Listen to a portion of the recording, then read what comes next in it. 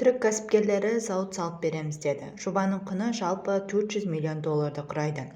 Мемлекет басшысы Қасым-Жомарт Тоқаев Йылдырым Холдинг компаниялар тобының президенті әрі бас директоры Роберт Юксель Йылдырыммен кездесті.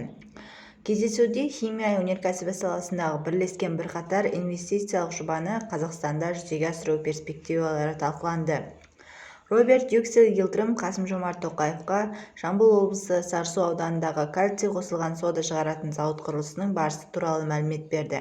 Жобаның құны $400 миллион құрайды. Сонымен қатар түрік кәсіпкері мемлекет басшысына Ақтөбе облысындағы Восход кен орнында хром концентратын өндіруге және өнім шығаруға қатысты инвестициялық жобаның жүзеге асырылуы, еліміздің бірқатар өңірінде қатты пайдалы қазбаларды барлау жөніндегі Қазгеология акционерлік қоғамымен бірлескен жұмыстар туралы айтты. Кездесу соңында Қасым-Жомарт Тоқаев Түркиямен өзара тиімді ынтымақтастықты нығайту маңызды екенін атап өтті.